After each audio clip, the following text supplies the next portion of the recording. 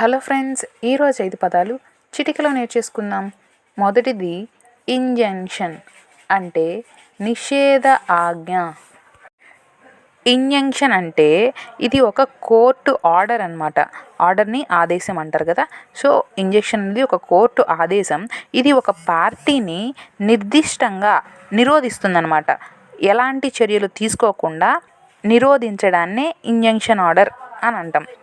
ఇప్పుడు ఈ injunction order ఇవ్వకపోతే పెద్ద నష్టం అనేది సంభవిస్తుంది. సో అందుకని కోర్టు ఇంజంక్షన్ ఆర్డర్ తాత్కాలికంగా కానీ పర్మనెంట్గా కానీ ఈ ఇంజంక్షన్ ఆర్డర్ అనేది ఇవ్వడం జరుగుతుంది. రెండవది ఇంజురీ అంటే గాయం. కేవలం శరీరానికి తగిలిన గాయమే కాదు, మానసికంగా ఇంకా రెప్యుటేషన్కి. సో ఇంజురీ అంటే బాడీ, మైండ్, రెప్యుటేషన్ వీటికి ఏమి దెబ్బతీసే చర్యలు జరిగినా అది ఇంజురీ అవుతుంది. ఓకేనా. మూడవది రెప్యుటేషన్ అంటే కీర్తి. కీర్తి అంటే పేరు ప్రతిష్టలు అన్నమాట, వాళ్ళ యొక్క గొప్పతనం. దాన్ని కీర్తి అంటాం.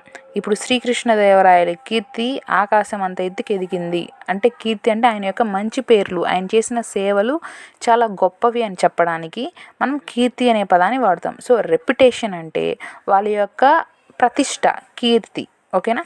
నాలుగవది ఎక్స్పెన్స్ అంటే ఖర్చు. ఖర్చు అంటే మనందరికీ తెలుసు కదా.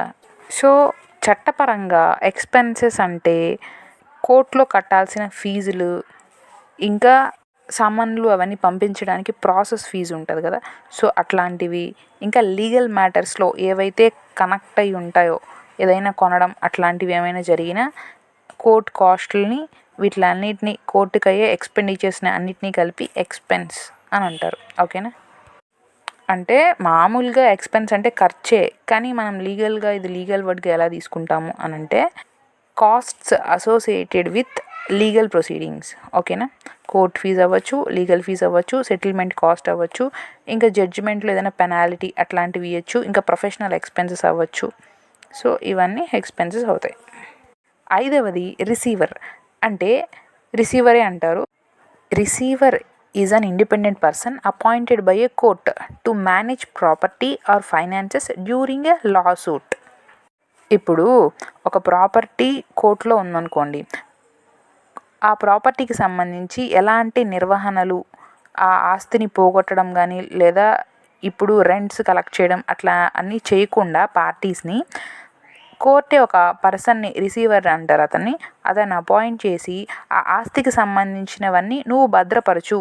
ఏదైతే ఫైనల్ డెసిషన్ జడ్జిమెంట్ వస్తుందో అప్పటి వరకు ఆ నిర్వహణ అంతా, ఈ ఫైనాన్షియల్కి లేదా ప్రాపర్టీకి సంబంధించిన అన్నీ నువ్వు చూసుకో అని చెప్పి కోర్టు ఆ ఆస్తుల్ని భద్రపరచడానికి ఒక పర్సన్ని నియమిస్తుంది. ఆ పర్సన్నే రిసీవర్ అంటాం. అంటే ఆర్థిక లావాదేవీలకు సంబంధించి వాటిని నిర్వహించడానికి ఒక పర్సన్ అపాయింట్ అవుతాడు, అతనే రిసీవర్. ఓకేనా. ఇవి ఇవాల్టి 5 పదాలు. మీకు నచ్చినట్లయితే లైక్ కొట్టి షేర్ చేసి సబ్స్క్రైబ్ చేసుకోండి. ఇలా రోజు 5 పదాలు రావడం జరుగుతుంది. ఒక్కసారిగా అన్ని పదాలు నేర్చుకోవాలంటే కష్టంగా ఉంటుంది కదా. సో సులువుగా ఇలా 5 పదాలు గుర్తుంచుకోండి. మరో వీడియోతో మళ్ళీ కలుస్తాను. బాయ్.